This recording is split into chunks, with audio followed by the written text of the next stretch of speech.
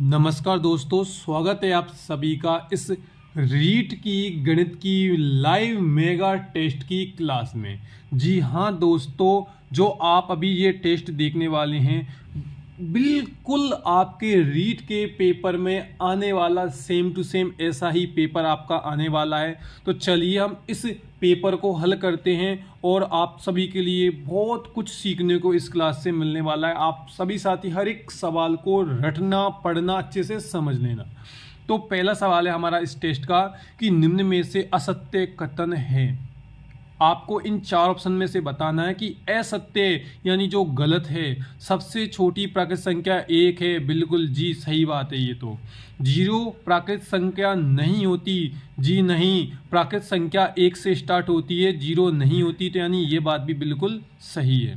प्राकृत में से प्राकृत संख्या घटाने पर सदैव प्राकृत संख्या प्राप्त होती है, नहीं, ये बिल्कुल गलत बात है। क्योंकि जब एक में से आप एक घटाएंगे तो जीरो प्राप्त होगा और जीरो प्राकृत संख्या नहीं होती, ये आपने पहले समझ लिया है। यानी जो हमें असत्य छांटना है, इस सवाल का जो जवाब रहेगा वो सी ऑप्शन आपको लगा देना है।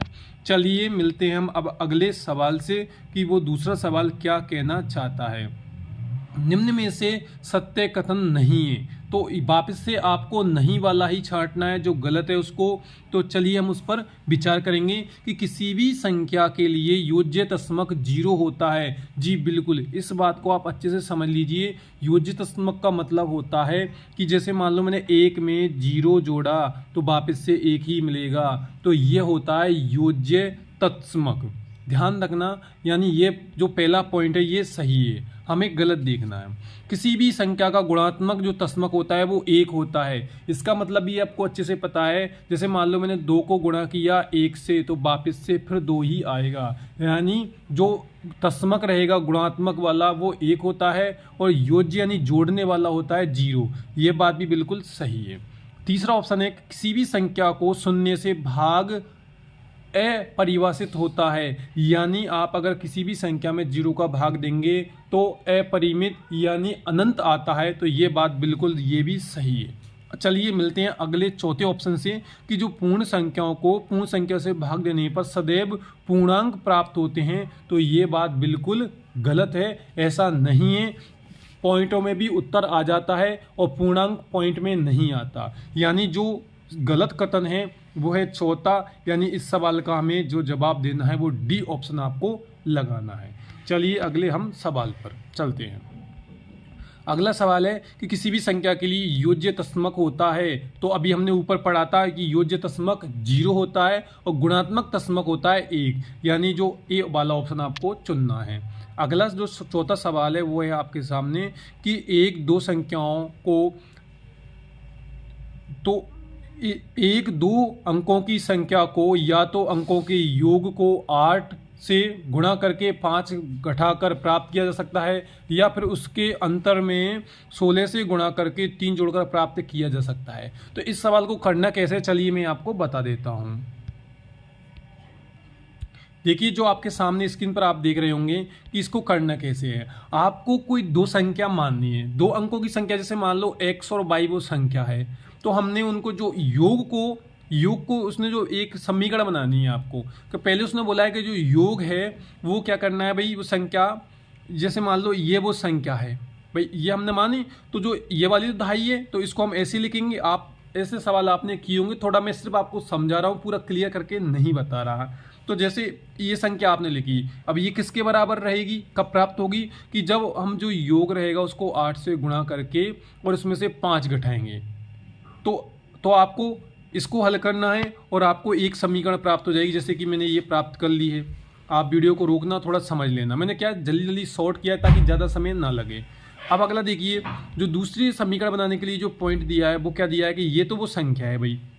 अब दोनों के अंतर को उन्होंने क्या बताया है भाई कि दोनों के अंतर को 16 से देखिए, ये वो संख्या है और दोनों के अंतर को 16 से गुणा करके 3 जोड़ने पर वो प्राप्त हो जाएगी। जब मैंने इसको हल किया तो वापस से फिर ये एक समीकरण आ गई, और जब दोनों समीकरणों को आप हल करेंगे तो आप अच्छी तरीके से आप प्राप्त कर लेंगे। जो आपका उत्तर रहेगा वो आ जाएगा 83, और 83 कौन से ऑप्शन में है वो आप लगा देना है। तो आप यहाँ पे देख रहे हैं कि जो 83 यानी 83 है वो यहाँ पे डी ऑप्शन में है, यानी इस सवाल का जवाब आपको डी लगा देना है। चलिए अगले सवाल पर। अगर आपको फिर भी कोई दिक्कत आए तो आप मुझे कमेंट बॉक्स में कमेंट करके बता देना, मैं बिल्कुल हल करके बता दूंगा।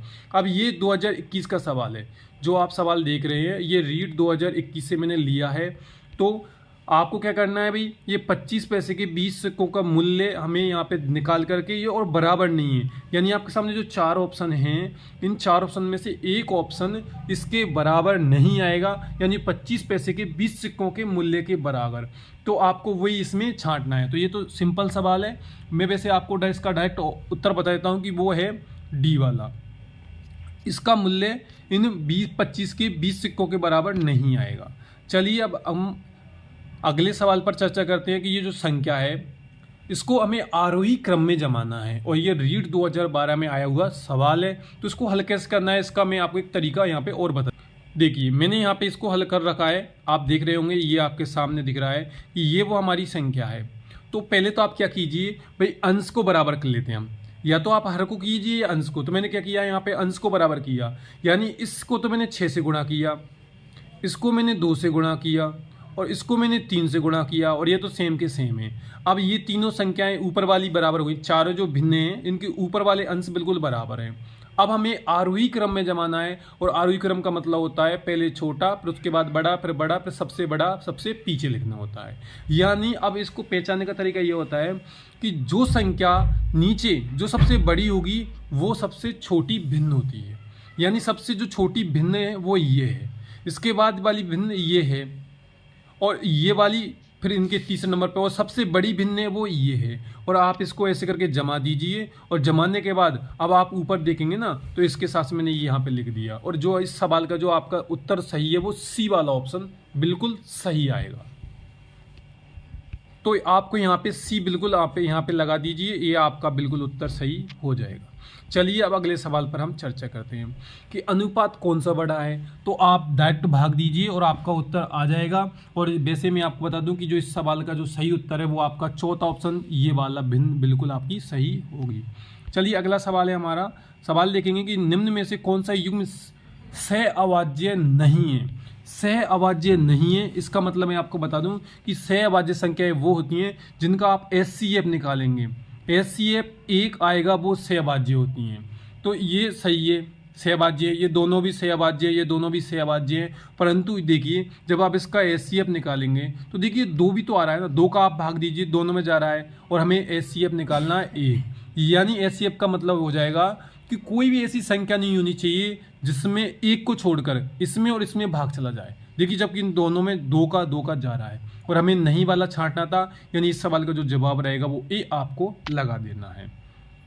कोई सवाल समझ में नहीं आए कमेंट करके ज़रूर बता दीजिएगा। अब यहाँ पे ये है कि 2 अंकों की सबसे बड़ी व सबसे छोटी संख्या का हमें अंतर बताना है, और ये रीट 2021 का सवाल है। 2 अंकों की सबसे बड़ी संख्या होती है 97, सबसे छोटी होती है 11। अब आप घटा दीजिए, घटाने पर आपका 86 ऑप्शन बिल्कुल आपका सही हो जाएगा।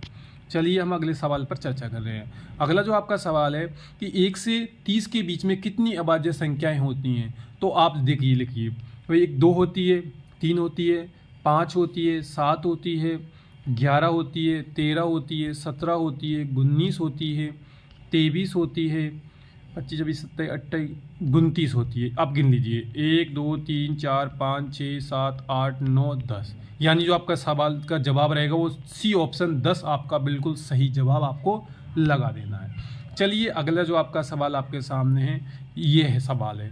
अब इन्हें हम इसका क्या निकालेंगे भाई, एलसीएम आप निकाल लीजिए, और जो आप एलसीएम निकालेंगे आपका जो दूसरा ऑप्शन रहेगा बिल्कुल आपका सही आ जाएगा। चलिए अगला हमारा सवाल ये रहा कि वे कौन सी छोटी से छोटी संख्या है जो 1 से 10 तक की संख्याओं से विभाज्य होगी। ये रीट 2021 का सवाल है। और साथियों ये संख्या है सी वाले ऑप्शन में 25 20, इसे आपको रटाया जाता है, ये एक याद करने वाली संख्या होती है, इसे आप जरूर रटना। आपका जो सही जवाब है सी आपका बिल्कुल सही जवाब है। चलिए अगला कि बड़ी से बड़ी संख्या जिससे 244 और इससे विभाजित करने पर प्रत्येक स्थिति में 4 प्राप्त होगा वह संख्या है। तो आपको साथियों इसमें एचसीएफ निकालना है, इन दोनों संख्याओं का एचसीएफ निकालना, आपका उत्तर 16 प्राप्त हो जाएगा। और ये रीट 2021 का सवाल है। अगर आपको फिर भी कोई दिक्कत आए तो कमेंट ज़रूर कीजिएगा। चलिए अगले सवाल पर चलते हैं। अगला सवाल आपका है कि ये जो सवाल है आपको ये हल करना है, और जब आप इसको हल करेंगे तो ये आपको अच्छे से आपने पढ़ा होगा। आपको डायरेक्ट मैं बता देता हूँ, इस सवाल का जो उत्तर आपका आएगा वो आएगा 18, और आप इसको हल करना, ये आप बहुत आराम से कर सकते हो इसको। चलिए हम अगले सवाल पर, जो 15वां सवाल है ये भी उसी के जैसा सेम टू सेम सवाल है, इसलिए मैं आपका यहाँ पे भी समय ज़्यादा ख़राब नहीं कर रहा। और इस सवाल का जवाब भी आपको मैं बता दूँ कि ये 64 है, डी ऑप्शन आपका बिल्कुल सही लगा देना है। चलिए जो अगला सवाल है कि हमें प्रथम 40 प्राकृत संख्याओं का औसत ज्ञात करना है, और ये सिंपल सा सूत्र होता है, आप इससे कर सकते हो। तो इस सवाल का जो आपका जो उत्तर रहेगा वो रहेगा आपका 20.5। अब इसका मैं आपको तरीका बता दूं कि प्रथम 40 प्राकृत संख्याओं का जो योग का वो होता है कि जैसे 1 से लेके आपको क्या करना है, 40 तक की करना है। प्राकृत संख्या 1 से होती है चालू, तो इन दोनों को आपको जोड़ करके 2 का भाग देना है। तरीका है ये एक करने का, मैं आपको फिर भी करके बता दूं। ये एक सिंपल सा ट्रिक होती है, ट्रिक कि भाई 1 को जोड़, प्रथम संख्या और अंतिम संख्या को जोड़ के 2 का भाग दे दीजिए, आपका उत्तर आ जाएगा। जब 41 में आप 2 का भाग देंगे तो ये जो दूसरा ऑप्शन है 20.5 आपको मिल जाएगा। चलिए हम अब अगले सवाल पर चलते हैं। 17वां सवाल आपके सामने है, आपको औसत निकालना है, और औसत वाले सवाल आपने बहुत ईजी तरीके से सीख रखे होंगे। तो यहाँ पे इस सवाल का जो ऑप्शन रहेगा सी बिल्कुल यहाँ पे सही रहेगा। चलिए जो अगला सवाल है ये भी आपने बहुत करे होंगे, बहुत ही सिंपल होते हैं, प्रतिशत वाला, लाभ हानि वाले। तो जो इस सवाल का जो सही जवाब है आपका वो रहेगा आपका यहाँ पे दूसरा ऑप्शन 20% बिल्कुल सही रहेगा। चलिए हम अगले सवाल पर चलते हैं, और इस सवाल को आप देखेंगे, और इस सवाल का जो जवाब है लाभ हानि वाला है, तो आपने ये भी बहुत पढ़े होंगे, और जो 1800 ऑप्शन आपका बी रहेगा ये बिल्कुल सही है। चलिए अब शिक्षण विधियों वाले सवाल अब आपके आ जाते हैं। बहुत ही सिंपल और बहुत ही महत्वपूर्ण, बिल्कुल आपके पेपर में आने वाले ये शिक्षण विधियों के सवाल हैं, आप ध्यान से देखना। मूल्यांकन का निकटतम संबंध होता है विषय वस्तु से, मूल्यांकन प्रविधियों से, उद्देश्यों से, या सीखने की प्रक्रिया से। तो वो रहेगा उद्देश्यों से। चलिए अगला सवाल, प्राथमिक स्तर पर गणित का क्या महत्व है, सांस्कृतिक, सामाजिक, धार्मिक या मानसिक। तो जो प्राथमिक स्तर पर रहेगा वो रहेगा मानसिक। जी बिल्कुल, मानसिक आपको बिल्कुल सही लगा देना है। चलिए अगला सवाल है कि गणित जो विषय है इसकी विशेषता है, तो जो आपकी यहाँ पे दिख रहे हैं शुद्धता, परिणामों की निश्चितता, तर्कपूर्णता, बिल्कुल सभी सही हैं, यानी डी ऑप्शन आपको लगा देना है। चलिए हम अगले सवाल पर चल रहे हैं। तो जो सवाल 23 में आपके सामने है कि गणित की जो विशेषता है वो विशेषता है क्या, तो वो है आपकी वस्तुनिष्ठता। बिल्कुल जो जवाब 1 है वो 1 का 1 ही रहेगा। जैसे मान लो कभी 10 प्राप्त हुआ है तो 10 उत्तर ही आएगा, चाहे आप 10 विधियों से कीजिए।